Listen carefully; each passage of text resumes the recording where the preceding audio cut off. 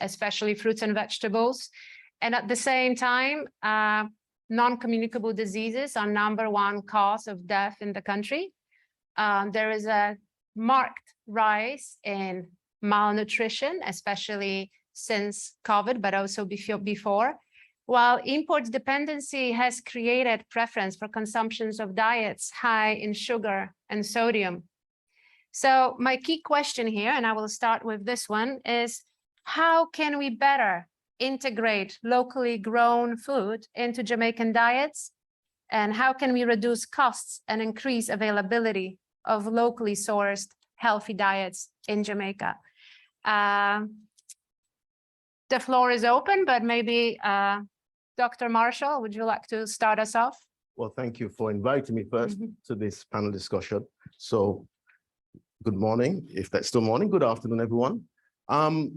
This is a very large area, and we have experts aplenty here on this stage. So I don't want to say too much, but I do want to give you an idea of how I see that aspect of the food systems paradigm being addressed from a nutritional perspective as well as a public health perspective. So from the nutritional perspective, in terms of what it's going to mean in the lives of ordinary Jamaicans, we have the opportunity, we have made some progress, we have the opportunity to provide much better food and beverage sources in our Jamaican space. We also have, as a very important consequence of that, opportunity of improving the public health, reducing the burden of especially chronic non-communicable diseases such as diabetes, hypertension, obesity, and overweight. It can be done and progress is being made, but I think we really can focus, as one of the areas of focus, at least in this discussion, on how are we going to be able within the Jamaican space to foster the production of healthier foods and beverages whilst limiting the consumption of the less healthy alternatives. So that's my main focus, and I think this discussion will be able to begin to chart a way forward to achieve some of those objectives. Dr. Myers-Morgan, would you like to step in? Yes, thank you. Very interestingly, Jamaicans on a whole, we prefer our own food, right? It is something that many Jamaicans desire to have. The challenge that we have been facing is with regards to access of this food, and also in terms of the distribution of our food. Now, based on the lifestyle that we have actually adopted, we live in a rapidly fast-growing environment in terms of our work. It's easy for many of us to be accessing the cheaper goods, the goods that are easy to prepare, right? So we have these challenges in terms of the time constraints that many of us who are actually having to be working, you have single parents, there are a number of lifestyle issues that have contributed to that. I would think that it's not just about the production of food, it is an holistic approach in terms of other areas, in terms of our health, in terms of exercise, right? Because if we live a sedentary, or we're getting into a more sedentary type of lifestyle, you'll find that we are not able to process in terms of our bodies all of these starches and all of these things that we're actually taking into our own bodies. So I believe there needs to be a holistic approach, not just looking at the food production system by itself, but actually looking at the other lifestyle issues that we are currently facing within our country. I want to share that, at least for the Ministry of Agriculture, we have been promoting foods which are highly nutritious as part of the diet, and we're not working in a silo, we're working in tandem with the Ministry of Health, because there is a program in terms of healthy lifestyles that are being promoted. You have heard the campaigns to reduce the amount of sugar in our soft drinks, etc. But when you look at the access. Just take a community in a rural community in terms of the corner shops, for example. Some of the commodities that are there are actually like what we would call like junk foods or so that the children are actually getting more access to. We don't have what we call like food shops which will promote more of our type of meals being prepared and being made accessible to members within our communities. So I believe that in terms of integrating and getting more, access, we need to look at even our school systems, right? In terms of the type of foods that are prepared, because the children, they're the ones that we need to start with in terms of actually developing or encouraging the right type of preference for our own local food. So if we have our school gardens, for example, if we have our community gardens, for example, these are ways in which we can actually integrate and encourage our people to be more appreciative of what we have. But again, access, the ability of our people to be able to afford, right? Afford the food that we can actually provide to them. So those are my thoughts, right? Access, affordability, school feeding, key issues. Ms. Hedda Rose Dunkley, would you like to jump in? Sure. Access to healthy diets. Thank you so much. Hello again, everyone. So good to see so many familiar faces in the room. I'm going to pick up from where Dr. Morgan left off for the school feeding program. Because when I saw these questions yesterday, I said, oh boy, here goes the age-old questions that we've been discussing for a number of years. I've been in agriculture for the past 15 years, and these questions are not new. And I'm sure they're around before my 15 years. And so I thought about it and I said, all right, we're talking about cost, but we're also talking about from the nutritive value, how do we get nutritious food on the table? It has to start from early. Let's start with the children. But the first question is, what really is a healthy diet? Do we really know? Because, and I'm going to pivot back to cost and come back. If you dissect a plate of an average meal for a Jamaican, a pound of rice is 80 Jamaican dollars. Average person eats around a quarter pound. So we're talking $20. You looked at me like, I eat a quarter pound of rice easily, especially if it's rice and peas.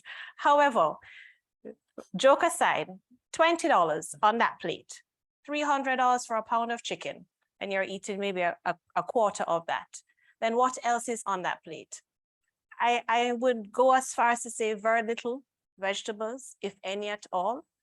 And if there's any vegetable on that plate, it's going to be maybe from a can, if you're getting it in the schools, or you're getting it from a corner shop, or wherever you're getting meals from at midday. So cost is a factor. How much does that plate of food cost that average person to prepare or to purchase? And if we go back to the schools, start there. What exactly is a healthy diet? Start from the children, giving them what a healthy plate of food looks like. Take it all the way up to the PTA. So it's not just the teachers who are doing the teaching with the children, but the parents are now involved in that process. Let's go to cost. Here comes my passion, farmers. We've heard farmers are suffering, yes, but we're speaking about the problems, but we're not tackling the problems. What are they suffering from? Larceny. They're suffering from access to markets. Mr. Kandapo, you can back me up here. Access to markets or a narrow channel of markets. They're suffering from access to funding. They're suffering from access to water. They're suffering from, and this is my biggest one, a shortage of labor. So when you combine all of those and put those together, then guess what? That plate of food is expensive. And at the end of the day, then we are looking at the substitute of, okay, I'm gonna narrow it down from a quarter pound of rice, okay? But you're looking at that substitute of rice. We import a lot of rice in Jamaica. We eat a lot of rice. We're not eating our bananas, we're not eating our yams, we're not eating our dashins. And therefore, the starch component, we are not getting that quality that should be on that plate. Now goes the last part of it, the campaign. The campaign needs to be driven by an imperative that every person is on board. It has to start from the political level and feed all the way down. It's not a this P level or a that P level, it's a collective. And until we decide that we're serious about Jamaican farming and serious about putting food on our plates that bring us nutritive value, we're going to have a talk shop continued. Thank you. Mr. Campbell, would you like to add some thoughts on access to healthy diets? I think the majority was said by my co-panelists. They were all very valid points, very important points. I just want to maybe interject or add a little to the fact that the school program and or how we produce food in an urban area, we're mostly looking into rural, which throughout the years, everybody has learned how to grow food, knows what a partial healthy diet is, because we're eating our banana, we're eating our dasheen, we're eating our callaloo. But the closer we come into the urban areas, which would be by extension SDG 11, the lesser people are aware of what a healthy diet comprises of, which by extension has the little corner shops that are available provide rice and chicken, which in the holistic spectrum, everybody believes that the protein is the chicken rather than the callaloo. Because throughout these entities, the callaloo and the akis that are yet still provided go first. And the shopkeeper couldn't understand why that goes and or wouldn't add to further production because he's afraid that it also will go bad and spoil.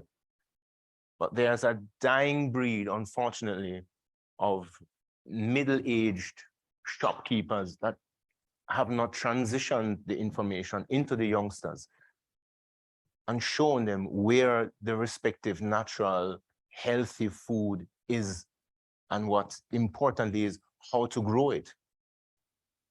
We realize that more and more people out of the urban, out of the rural areas move to the urban. Kingston is getting far more dense and populated. So we have to focus now. I know a lot of people don't like that. We have to focus a little bit more on Kingston and Kingston metropolitan areas and teach in particular marginalized communities how to grow their food. Because since Kingston is growing, the access to food is limited and we're driving in everything from the country. Yeah, which brings me very much so to the second question on environmental sustainability. Jamaica food system is affected by climate change, but it is also impacting Jamaica's own future environmental sustainability and current environmental sustainability. So we are confronted with a high usage of chemical fertilizers and pesticides. We have a very high level of pollution of our beaches. Jamaican beaches are among the most littered in the Caribbean, according to FAO Food System Profile from 2022. And that part of that litter also comes from our food system, from our plastic packaging. More so, going back to the point about access to food and local food, Jamaica has a very high level of post-harvest losses. Between 30 to 50% of vegetables, fruits, and legumes that are harvested in Jamaica end up back in the landfill and never make it to the market. These are quite a staggering statistics. And then when it comes to actual food waste, which is the waste of the food that has never been consumed but already produced and on the market, we actually don't even have correct statistical data on this yet. So my question to the panelists is, how can we reduce the current environmental footprint of Jamaica's food system? And how can we assure that it can deliver for the future generations? Who would like to go first? Okay. Well, in terms of food waste, I think that we need to look at systems that will facilitate even composting, for example. I understand that we speak a lot about waste, well, food waste at the farm gate in terms of post-harvest losses, but we forget or we neglect the waste that happens at the consumer end in the households, which I think is actually greater than that. And we would need to look at systems whereby we can focus on even recycling, composting at the community level to facilitate attacking this issue of waste in terms of packaging materials, the plastics. And so that is where research and development comes in, or even identifying technologies elsewhere where you have biodegradable type of packaging, seeing how best we can adopt that. I mean, there is so much in terms of using even plant-based materials, even sugarcane, as a type of developing plastic that can be utilized in our packaging industry to minimize against the type of pollution that we tend to have by these plastics from these synthetic sources. So it's a matter of having the various stakeholders around the table with the requisite skill sets and knowledge information to inform how best we can implement certain strategies to address some of these issues. There's also the issue of the whole, what do you call it, the logistics or the transportation of materials or food from one section of the island to the other. We need to look at, and I know the ministry has been looking at cold storage facilities, for example, to mitigate against waste when we're unable to sell products within a certain time frame. Having those sorts of facilities being put in place, and it's something where we need to partner more with our private sector agencies or so to see how best they can provide that sort of linkage or support.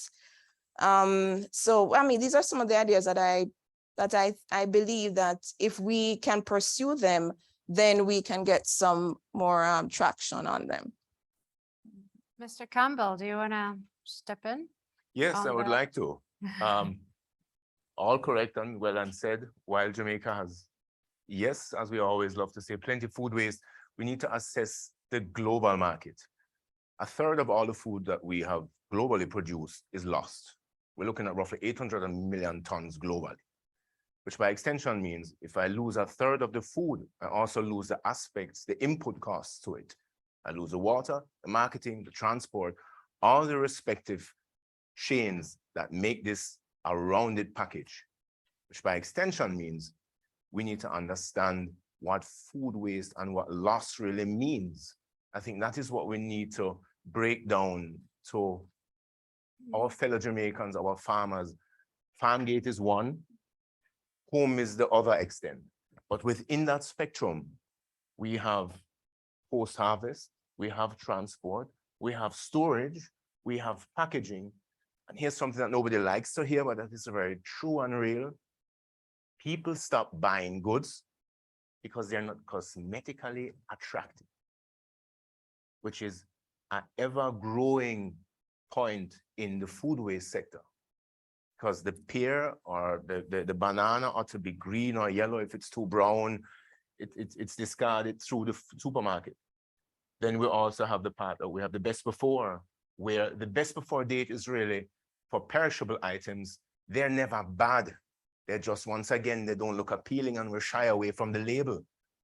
If we understand where the access and entry point starts and ends, we have a far greater chance to channel food waste, edible food waste that we can rescue, which then can be utilized either through out of 10 hours of sun. We can dehydrate them. We can, it was wonderfully said by my colleague, to can and then create a value chain within and out of food waste. So we do not have to throw it away. Because again, a lot of people are unaware that food waste not attended to rots, and rotting food waste exudes a gas named methane, and methane is 30 times stronger than carbon dioxide. So that is where that conundrum falls in. But we need to understand where our deficiencies lie that we then need to tackle to then be sure that when we go forward, we reduce the food waste rather than just driving it to the dump, which by extension, we only have a few left and they are getting full. Ms. Rose Dunkley, I can feel you wanted to say something on this. Yes, I do want to say something. Start with a question again. You realize I'll ask a lot of questions to myself. Why do we have waste?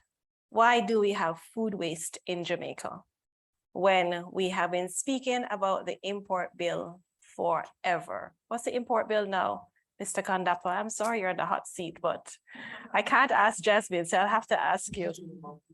A shade over $1 billion. And I've been hearing that shade over $1 billion for years. COVID didn't teach us anything, obviously. I can share with you my personal story during COVID. I got first COVID. It was bad. Death came knocking and I said, not today. But what I can also share with you is that during COVID, because I was very much a part of the farming sector, I then went on a campaign to eat more coming from our farmers. Who's the most important person to me on the earth? It's a farmer, full stop. Because with all the technology that we have, we still have to eat. They have not created a pill as yet that we take at lunchtime, breakfast, or dinner to solve our nutritional needs. So I come back to, why do we have food waste? Why? When we're importing so much food. But the question you're asking is, how do we reduce that carbon footprint and how do we lessen post-harvesting? Mr. Campbell here said it for me earlier. If we have gluts, what do we do with it? You can it, you puree it, you freeze it. Let's do an audit. How many facilities do we have across Jamaica that are unused, that were once set up for this type of operation? We're not serious. We're not serious. We're not serious about prime time. I can tell you that. And if you can't can it and you have a glut, then what is the policy that comes behind all of that? That makes the farmer want to go back out there. And I'm going to take tomatoes. Make the farmer want to go back out there and plant tomatoes again. Has to come from a policy. Let's talk about the post-harvesting. How many of us really know what to do? I know her as Lisa, so if I interchange, please do forgive me. We talk about composting, but how many of us in the homes know how to compost and what exactly that is? So once again, you'll hear that teaching campaign. We have to put money into teaching, educating, and also walking the walk. So we can't say to Jamaican people, do this, if on the flip side, we're importing $1 billion worth of food. Can it? I close off with that, puree it, and then let's have a campaign about what to do with our garbage. Dr. Marshall, last thought on the question of environmental sustainability of the food system in Jamaica? You know, one of the problems of a discussion panel like this is that you hear so many good ideas, and when it comes to you, you don't really have anything else to add. So maybe I'll just be kind of reiterating what's already been mentioned, but I think a theme that may have emerged from this is knowledge, the use of knowledge, and how we can obtain some more knowledge. So I think there is scope for using the knowledge that's already out there. I also think there's a scope for, as much as we possibly can, translating what comes out of panels like this into the everyday space, so that the average person, quote unquote, we're all average in a way, but the person that's actually going to be really in the trenches dealing with this is aware of wastage, is aware of what can be done already. And in addition, to promote some more research to obtain information that can make the dealing with the problem more efficient. So knowledge, using the knowledge that we already have, we've already heard a lot about it already this morning. There's so much more to be transmitted, but also acquiring more knowledge to make what we do better and more efficient. Which brings me to our last question. Well, it's not a last question, but pre-ultimate question on investment. All of those things, knowledge, management of food systems, in terms of reducing waste, learning how to compost, learning perhaps how to use biofertilizers out of food waste. All of that needs investment. So my key question now is, what are the barriers to investment that in the agri-food system that are, faced by smallholder farmers, but also by women, by the youth? What are the barriers to investing in sustainability and sustainable food system in Jamaica? Who would like to start us off with this ambitious question? What are the barriers to investment in sustainable food system? I'll start off. Mhm. I think I had said them before. And when I'm speaking, Madam Moderator, I'm really speaking from a perspective of my own personal experiences. 15 years in agriculture, I see the same recurrent decimal. So our farmers, they need arable flat lands. Go plant the homes in the hills and give them access to that. I said water before, I can't reiterate that point anymore. We recently on our farm had, through the DBJ, a funding program where we're able, as an anchor firm, our farm, able to support 14 other farmers to get water harvesting facilities. Yes, as a company, as a coffee company, we had to invest, but then the investment tripled, quadrupled, because our feeder farmers are now able to have water harvesting capacity. Here's a provocative one for me. And since I've been given this soapbox, I'm going to mention it. I'm going to talk about labor. As a female farmer, and my last sojourn was about 3 years ago, I invested $2.5 million, and I did not plant one blade of grass, much less one pepper tree. Why? I really had a chronic problem with labor shortage. And I say to those who have ears to listen and those who have means to do something about it, Jamaica has a very robust farmer program. Can't remember the actual terminology I need to use now. So we go overseas and we pick apricots and farm worker program, thank you, and apples and whatnot out of half of the year. And we lose mostly our men to that type of activity. What about the reverse? Has anybody ever thought about the reverse? So if we can export labor, why can't we import some too? We have lots of Jamaicans who are sitting on the side of the road, and I say it without apology, idle with a yellow substance in a cup, drinking all day and doing God knows what else. But if I need someone to help me on my farm, they may come for a day or 2 days. As I saw Minister Charles recently write, if they need to pay a bill, they'll show up until that bill is paid. So why can't we import labor? We have the model. We have the model for the export. Just flip it. Just flip it around. And when there's a model, as a strategist, you know this more than I do. When there's a model, you find pilots. Who is willing to take on this pilot? I close off by saying, when all that's said and done, just explore it. All that's said and done, the farmer needs access to low interest funding. He or she needs money. We hear the old adage, it takes money to care, but at the end of the day, if you don't have the capital outlay, you'll start the project and you cannot go any further. My 2 cents. Yes, and yet unemployment in the rural areas in Jamaica is quite high. Dr. Myers-Morgan, you wanted to step in Yes. on investment? I'm just listening to Heather. the question about us importing labor. The thing is that with how would we pay? The reason why our men and our women too are being exported or going out is because they're not earning what they need to earn within country. And unless there is a change in terms of the value that is put on that type of labor, right?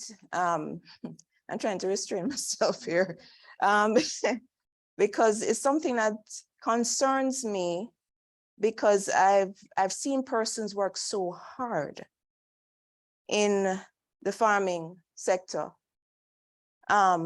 doing what we call menial weeding and these manual type of labor, but not being compensated because they do not have a degree, right? But it's the skill sets which are important, right? And there needs to be a change in how we value, right? Such individuals who contribute value to our production system, right? In terms of, and we also need to look at tools. We need to look at what sort of equipment that can be utilized to make labor less intensive and strenuous, right? I know that there are tools that exist in other jurisdictions. It's just for us basically to bring them in and just to evaluate them and utilize them in our system. And I'm not talking about the modern type where we have the monoculture, but in terms of our type of farming, which should be diversified in terms of the type of crops and livestock systems that we have, that we need to have the appropriate technologies that can function and improve the efficiency and reduce the cost of production in those systems, right? And again, this is where investment is needed. In terms of who invests, the government or the Ministry of Agriculture in particular and Fisheries have been investing in bringing water to areas. We have the southern plains of Clarendon where we're bringing water to those areas to facilitate more persons being more involved in farming, right? We have Essex Valley. There are a number of initiatives that the ministry has been engaged in to facilitate bringing that water. But at the same time, we have to balance that in terms of the utilization. How do we, this whole thing about recycling, because when we utilize most of our groundwater for farming, there's going to be a serious issue in terms of sustainability. So I guess that's where the rainwater harvesting and these other methodologies come into play, right? You know, I mean, I can get a little passionate about this, but We want the passion. I know, but there is so much there's so much potential, right? There is so much, you talk about knowledge, there's so much that's available. FAO has done a lot around the world globally. It's just a matter of bringing what can be adapted in our context to facilitate the sustainability that we want, the training and educating and transforming coming from, as we said at the start, from our youth, right? It has to start with our youth, right? And engaging them. Our 4-H clubs have been doing tremendous work in terms of training and exposing our youth to technologies that are adaptable within the context of the Caribbean. And I think that we just need to take these things seriously and have more of an investment in those areas. Our big investors may not see agriculture in the way that we do because it's high risk, right? The risk is so high because of the vulnerability of the sector to the vagaries of the weather. But again, our mantra about growing smart, eating smart, using technologies that we can even monitor these things and be able to inform based on the data. That's one of the weaknesses in the Caribbean, data being made available to inform these decisions so that we can ensure that there is a system that our own farmers can benefit from, right? And it is within the context of small island states and what is required for us as small island states to be sustainable. There are things in our developed countries or on the continents that we may not be able to adopt. But whatever it is that what we call the rest of the world economies, which are similar to ours, how can we adapt? How can we link? How can we network? How can we, see how best we can utilize those things within our own system? So that's all I have to say. Unfortunately, we have to start wrapping up and we no longer have time for questions from the audience. I have been given, we are going over our time. So perhaps last thoughts, I think, Dr. Maris Morgan, you have offered us pretty much a very good sum up of the way forward. So we do need to invest more in knowledge. We do need to, I've heard also water harvesting, composting, things that I would personally like to see more in Jamaica. And this is, but beyond investing in knowledge, it's also an investment in sustainable, in thinking differently about our food system. So not just production, but as a food system that connects and can potentially be such an enormous engine of Jamaican economy in terms of employment. So my last thoughts, how can we, what is the key priority in making right now Jamaican food system more resilient to shocks? What would be the key area if you could sum up in one sentence, two sentence? Dr. Marshall, I will put you first and then we go for the last thought of the session and we'll have to unfortunately wrap it up. Continuing the conversations and continuing the progress that has been made, being honest about things that are failing. That's why, as you know, being honest about the things that are failing, and also, which is partly a function of being so close to what we're doing, not giving up, because we have the expertise. We have enough knowledge to make sufficient progress, not maybe as quickly as we'd like, but sufficient progress. But using that knowledge, I have a bias in conducting more research, but I think beyond that very high level, really trying to engage with the average person so that we're not speaking over their head, but we're saying we have the opportunity of making tangible improvements in Jamaica. Let's do it. Mr. Campbell? Ladies first. Okay, well. Well, I'll be very short. Please. Let's stop talking and implement. Mr. Campbell? Right. I want to just wrap it up and say that given the fact that we know that climate change is real, climate adaptation needs to take place urgently. So whatever we do, I think we need to assess what Jamaica can really grow the most and the best. And I'm bringing the example of New Zealand, a small country, plains of grass, they grow or rear livestock out of this world, and they ship to Europe with a smaller carbon footprint because they have assessed the efficiency of the land and what the land can produce best. And I think that's something that we ought to assess to see what can Jamaica produce best to have hero products that then can be utilized locally and exported, which then ticks all the boxes of finding labor, having higher costs, having lower cost of production, having greater sales, because they go hand in glove. we can pay somebody more without having more revenue. So, but how do we generate more revenue if we don't have the labor? So the general assessment will help us all to then strategize the way forward. And I give a last word to Dr. Myers-Morgan, but very short, please, because we're over time.